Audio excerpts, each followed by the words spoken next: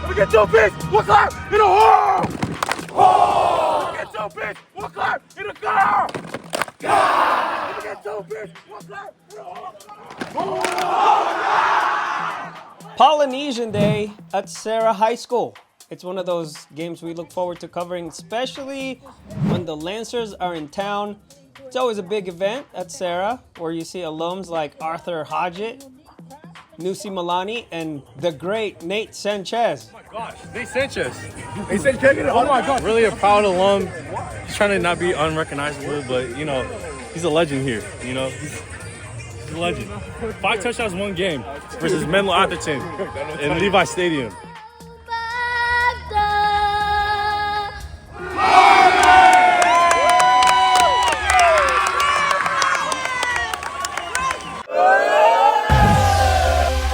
GetSportsFocus is brought to you by Summit Partners, leaders in growth equity investing. Ike's Love and Sandwiches, championship-level sandwiches every single time. Nachos and tacos your way, the official caterer of GSF special events. Exios, the official training facility of GetSportsFocus. Gains and Shreds Meal Prep, making eating healthy easy. And by South Bay Construction, a reputation built on trust. For the last 25 years, Mr. Walsh, Charles Chick Walsh, that's head coach Patrick Walsh's dad, he's been to every single Serra's game. And so he's the Polynesian Day honorary captain. Coach Andrew predicted Serra with a blowout win. I predicted a close win for the Lancers. It's a fun little segment we do called Make Us Proud or Prove Us Wrong. Prediction segment earlier in the week. But before we move on, I just want to remind all the senior ballers out there that the GSF Stand Up and Support Anti-Bullying and Suicide Prevention Senior All-Star Game nominations are live at GetSportsFocus.com. 2 main requirements. You got to have a 3.0 or above GPA, and you must be a starter. All the details you need are on the form, so check it out at GetSportsFocus.com.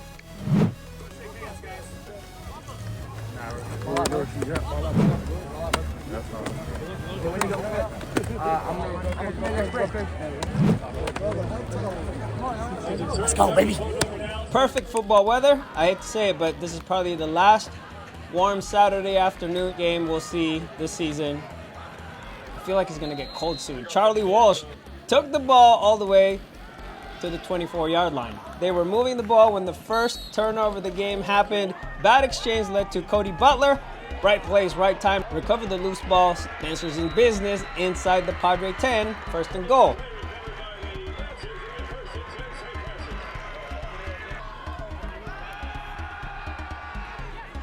And they scored. Sophomore QB Drew Cumby, keeper to the corner. Lucas Vaughn PAT was good, and that made it 7-0 St. Francis Lancers. Serra answered. Walsh returned the kickoff past midfield.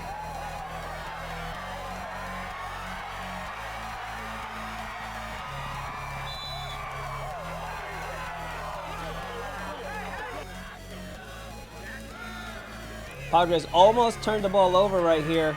Miles Day, the sophomore DN for St. Francis, with the strip. Caleb Bandel recovered his own fumble. Offense regrouped and executed. Bandel to Jace Cannon. Caught the ball close to the first down marker, and they raidered it. Isaiah Singleton, Mr. Extra Effort. Singleton, he got the first and more. And that led to this. Welcome back to Gio Henley. 22-yard touchdown run for Gio. 2-point try was good. Padres took the lead, 8-7. Next offensive drive for the Padres, they coughed it up. Actually, Naya Alatine stripped the ball loose. Recovered by Kaimani Kaanaaina. Scoop and score? No! Cannon with a hustle play saved the touchdown.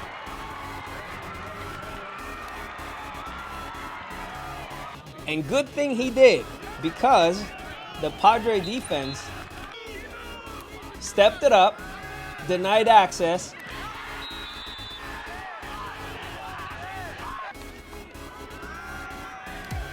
That was the closest they got right there. Cumby hit Riley Barton, but he was rolled down at the 1, and that was the right call by the Stripes after looking at that play closely. 4th and goal, listen. That's Peyton Thomas, Dylan Medina, Aaron Meyer, and Manny Fejolco with the stop.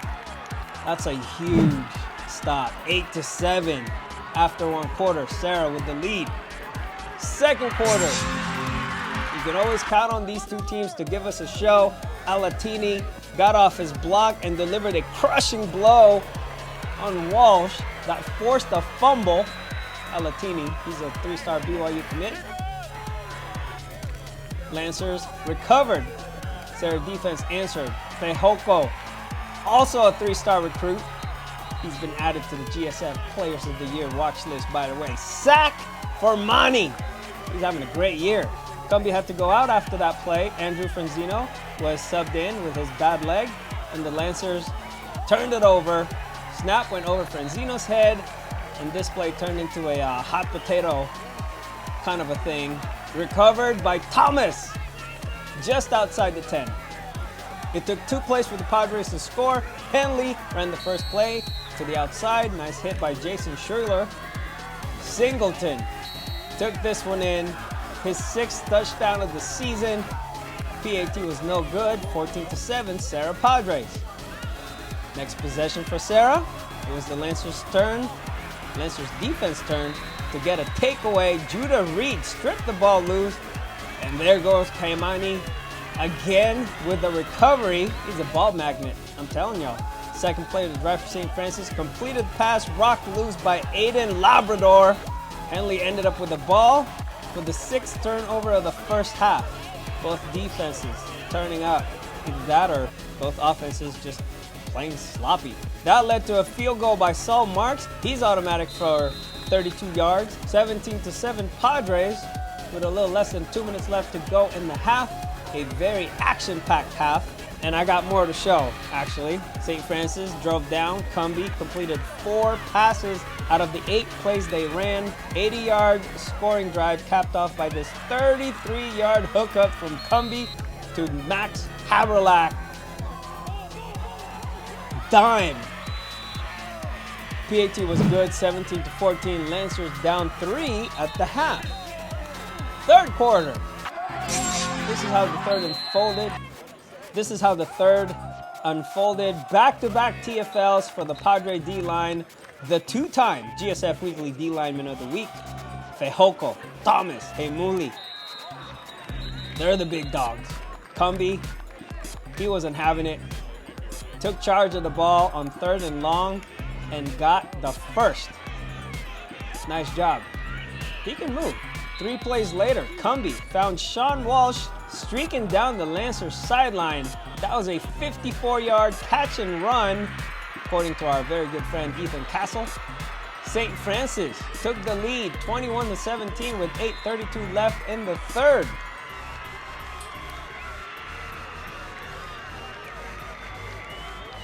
Serra's special teams unit answered with this. Jaden Aparicio went untouched, 92 yards to the Bahay. If he's Filipino, Aparicio, I'm assuming he's Filipino, he'll get that. Bahay means house, by the way, people. That's definitely a GSF Weekly Award candidate. Aparicio gave Serra back the lead, 24-21. Lancers' next possession, they tried a fake punt, but didn't make it. Thomas made the tackle. Serra took over and patted the scoreboard with another TD. Malachi Tofo this time ran it in. Nice fake. Extended the lead 31-21 after 3 quarters. Let's go to 4th quarter. Serra with the ball. Vandell with the keeper on 3rd and long. Didn't get the first, so they kicked it. 49-yard field goal attempt here by Saul Marks is good. That made it 34-21 Serra. Next possession for the Lancers. They're still fine at this point. Big run by Motu Ke'anaaina. Took it to the 30. 2 plays later, Cumby to Walsh. Touchdown, St. Francis. That made it 34-28 with 6:02 left in the game. Serra, they got the ball back and they were just trying to run out the clock, really. But then Henley says, I got a better idea. He said, how about this? How about I just put the game out of reach, fellas? Gio Henley with a game-changing performance, 2 touchdowns, 2 pass breakups, a fumble recovery, a sack, 5 carries for 86 yards, 41-28. Serra Padres over the St. Francis Lancers. Final score, I talked to Henley after the game, plus Coach Walsh's post-game presser. Check it out after this. GetSportsFocus is brought to you by Summit Partners, leaders in growth equity investing. Ike's Lovin' Sandwiches, championship level sandwiches every single time. Nachos and tacos your way, the official caterer of GSF special events. Exios, the official training facility of GetSportsFocus.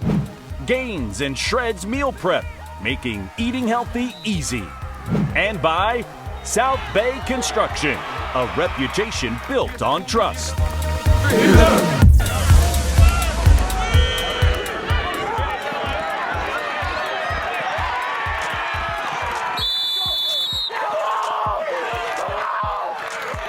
Now you're a game changer. It feels good. I knew that going into this game that I needed to do my job and execute as a player and as a teammate. I knew that we needed to get this win because last year we lost 21-21 and I was injured, and that game kind of went to my heart because like it was a big loss that we had. And I know this year we need to execute as a team and get the win. 2024 team, I looked up to them a lot during practice and during games. They're a great team, and Keon, I used to always talk to Keon and what I need to do and what to do better with. And going into my junior year, I knew that I need to be more of a leader. What's crazy is it's 22 guys out there on the field, and it's that whole John F. Kennedy thing. One man can make a difference, and every man should try. And having one guy like Gio makes a huge difference, man. And he was tipping balls in the secondary, which would have been first downs. He got first downs. He iced the game there on that sweep with his electric speed, his personality, his leadership. I mean, it's everything. He's one of the best players in Northern California.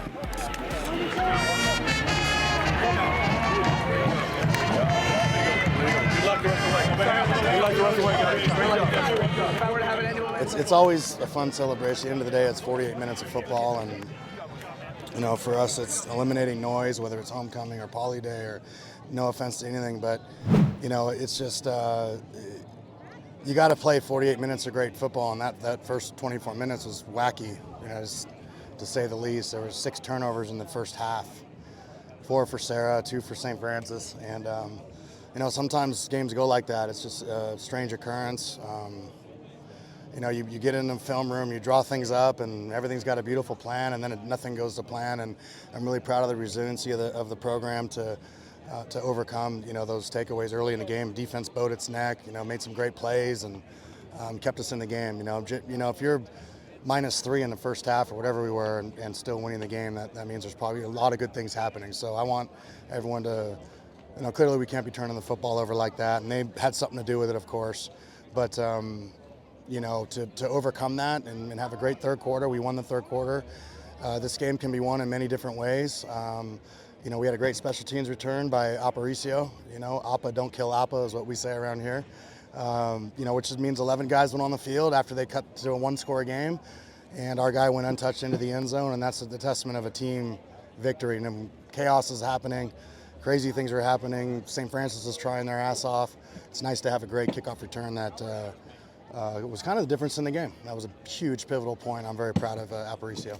Since you brought that up, I'd like to ask, in practice scenarios, because you have a kicker that can kick the ball for touchbacks, when you're practicing special teams, how much time do you get practicing returns compared to kickoff coverage? Well, we don't practice kickoff coverage that much. I mean, when he misses, which is rare, we practice enough to make sure we're not taking it for granted that he's going to kick in the end zone all the time. Then they have a kickoff return. So, but you got to, there's only so many hours in the day. Yeah. But we do practice kickoff return quite a bit. Okay. Yeah. Well. Kickoff, not so much. Okay. Let me ask you about the defensive stop. First of all, on the third down, your defensive stop at the 1. Yeah. On the third down, they had that pass completion to the 1. Yeah, fantastic. How pivotal was that individual play? Yeah, amazing. We got to 4th and 1, and they tried to run QB wedge, which you watch the Eagles make it look so easy. The brotherly shove type thing, and it's actually amazing how good they are at that. It's hard. It's hard to execute that play, and we won the line of scrimmage on that, which pushed us in the other direction. I don't remember what happened on the next drive, but I know we got a few first downs that got out of there. So it was a mess after that. Yeah. Turnover mess. But who was in on that stop? Can you recount? Our interior line, which must have been Peyton Thomas, Leimani Fajoko. Our linebackers are plugged in the middle of that defense there, which would be Aaron Meyer and Dylan Medina, Tavita Haimuli up front. So we had our jumbo package in the game, which we practiced jumbo. That we did jumbo probably 3 times a day, and it led to points not on the board, and that's big. You dispatched 2 changes on that, personnel changes for that play. Oh yeah, two new guys. Who were the 2 guys that rotated? Well, in jumbo, we take out 2 of our corners. I don't know exactly who they were. Yeah, sorry to put you on the spot. No, I know, but I do know jumbo package was out there very little. They were out there very little, but their personnel, we matched their personnel, and we won that play. Hey, Coach, can you talk about Gio being back? He was back That's huge. last week. No, he was not back last week. Oh, he was not? No, he missed 2 weeks. So getting Gio back is, what's crazy is it's 22 guys out there on the field, and, it's that whole John F. Kennedy thing. One man can make a difference, and every man should try. And having one guy like Gio makes a huge difference, man. And he was tipping balls in the secondary, which would have been first downs. He got first downs. He iced the game there on that sweep with his electric speed, his personality, his leadership. I mean, it's everything. He's one of the best players in Northern California. So, I know when we got the spleen imaging back, that he had mono. He tested positive for mono, never felt bad. It's one of those weird things. But if the spleen is enlarged, you can't play. It's unhealthy. And then, we had the reading Thursday night that had it at 12, which is normal. Now I know a lot about the spleen these days, but now that he's, when I got that message from Monica, his mom, I was like, oh, thank God. He's just such a difference maker. He's so good. What day did you get that message? Thursday night. They went with just the 1 QB most of the day, and he showed a lot. What did you see out of their sophomore quarterback? Yeah, fantastic. This league has a lot of young, really good players. Cumby's one of them. He showed a lot of poise in the pocket, particularly on 3rd down. He made, I thought the difference was he made a bunch of plays with his legs, threw some great deep balls, which St. Francis is known for. They chucked that fade up there, so he looked really good, and he's the type of kid that is only going to get better and grow. I know the other kid had a great game last game, but hurt his ankle or knee or something, but in number 8, so hopefully he gets back healthy. But I thought he did a great job jumping in as a sophomore for the Lancers. Pat, on Marks' last field goal, it's 48 yards. Mm-hmm. The play before that was a 6-yard pickup. Yeah. So that would have put him in 54-yard range. Would you still consider kicking? Oh, yeah, I would have kicked it. I would have kicked it. The great thing about high school ball is if he misses, if he misses short, you can down it at the 1. They can also return it. If he misses it short in the end zone, it's an automatic touchback. So with a guy like that, I mean, there's why not? Now the threat would be the ball's got to come out a little bit lower because the trajectory's got to be there, so it could get blocked. So that's the fear of it. But if the ball clears the line of scrimmage, a lot of good things can happen. Minus when Auburn had a 109-yard touchdown return. So. Sure. But yes, we 100% would. He'd already made a 53-yarder this year. Yeah. So you're still confident he can connect from that distance. 55. if there's a little breeze, I'm good from 60. Aparicio's kick return really restored momentum Big time. after. Yeah. Is it just as simple as he got a block and got to the side? He got a lot of blocks. Yeah, he was untouched. There was, when there's 10 guys blocking and one guy with the ball and he doesn't get touched, that means a lot of really good things happen. And, a lot of those guys are our bottom of the fire guys. There's not a ton of starters out there. I think 8 or 9, bottom of the fire players, we call them, kind of guys that get their opportunity to make a difference in the game, and they did that when we needed them the most. Hey, Coach Walsh, sorry I'm joining the party late, but sorry if you already answered this, but, with the first half, how turnovers were produced. The defensive line, I felt like really kept you guys in it. What have you been seeing from them in this game that kind of allowed them to be that force that you guys needed? Yeah, Leimani Fehoko, Pakilatu, Peyton Thomas, Davida Haimuli, those guys have been really just an incredible weapon for us. So when we were struggling, as you mentioned, turning the ball over, rolling those 4 guys out there up front really makes a huge difference. And those guys were pretty much dominated the line of scrimmage all game. And, Cumby had some really good runs on 3rd down. We had some sacks and made some great plays, only rushing 4. You watch when the Giants beat the Patriots, they rushed 4 guys. So if you can have 4 guys that make that big of an impact in a game, then it allows 7 other guys to do a lot of really fun things. So I was proud of them. I have been all year. They've really grown, getting Leimani over there, playing more defense. Love you, C-Dub. Leimani's just absolutely ferocious. We're a little bit thin on the offensive line, dealing with some injuries, so he's got to play 2 ways. But he's in as good as condition as anybody on the field. And he can go 2 ways. It looks like he's not skipping a beat out there. So I hear his nickname Super Bowl. I call him Super Bowl Leimani. Yeah, that's his nickname. I think it needs to be cleared for the record why he's that. When he was a freshman, it was like July, and the guy's running around as if he's practicing for the Super Bowl. Like literally running side to side. Calm down. It's July. You're not going to make it. Right. And but that's how he practices every play. Every single play that he does, that you see out here, he actually does the same thing in practice. And there's not a lot of kids like that. You can't teach that. And hence the nickname Super Bowl Leimani. Yeah, I think you should trademark it. I think that's pretty good. He should trademark it with this NIL stuff. Yeah, or I could trademark it and then he's got to buy it from me. There you go. That's the weird things that happen these days. Peyton Thomas, between the fake punt stop and a couple other big plays. Amazing. Senior leader on a team that's still, there's a lot of experience out there, but it's still a pretty young team. What does he provide just in terms of, being one of the older guys out there that's kind of through the ringer? Yeah, he's one of the few guys that has experience that were returned from last year. And, he is him and Leimani inside there. That's just having those 2 weapons in there. He's a great student as well. He's a great person. He was a captain today for Polynesian Day. So I'm super thrilled with him. We got to continue to lean on those guys as our offense, continues to struggle at times, and we're really struggling with turnovers. I remember a couple years we had 2-3 turnovers in the year, which is also on the other side of ridiculous. But we got to get our lives together. Controlling the football. It's okay, particularly with our kicker, to punt the ball, to end it with a field goal attempt, to end it with a PAT. We can't be turning the ball over. Charlie, my son, turned the ball over today, got whacked pretty hard. It was a great hit. So that, these things happen, but they can't. If we want to be a championship team, we can't be turning that ball over like that.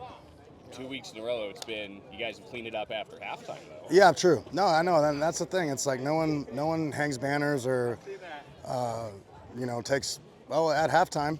What's up, Puck? At halftime, it's a benchmark. It's where things are at the moment. But I told the team, hey, that's it's kind of, I kind of celebrated the fact that we kind of looked really terrible on a lot of drives and we're winning the game 17-14. What does that say about us? Maybe some good things happened. Obviously they did, right? There's a lot of good things that happened when you're -3 in the first half, and still winning the game. If the game ended at halftime, we won. So I try to calm everyone down. And sometimes 2 weeks ago, I yelled at halftime. I didn't like our effort. I didn't like our enthusiasm. I didn't like the way we were going about our business. This halftime, we took 5 deep breaths and said, hey, here's the reality of the situation. This is currently what's happening. And as chaotic and messy as it is, we have 3 more points than them. So, okay, take a deep breath and let's get better in the second half. I told them whoever wins the turnover battle in the second half clearly wins the game, and I think it was 0-0, but okay. 0-0, but stopped a fake punt and got a kick return TD. So. Thank you. One of your starters went down during pregame. Yeah, I heard his knee. How were you Jesus able to Christ. keep the guys focused? Yeah, he's our number 2 center, which is really scary. So, and hopefully he's okay. Hopefully it's just like a one kind of weekend thing and he's back. But yeah, there was a lot of chaos. There's a lot of chaos and weird things that happened today. That's part of life, part of the WCAL, and I got to be mature about that and pray for Jaden that he comes back healthy next week. I got to get the lowdown on exactly how he's feeling and get an MRI. But at the end of the day, like, I've been in this league long enough to know that sometimes things don't go as planned. And if you match fire with fire, if we match fire with fire or chaos with chaos, it's peace out.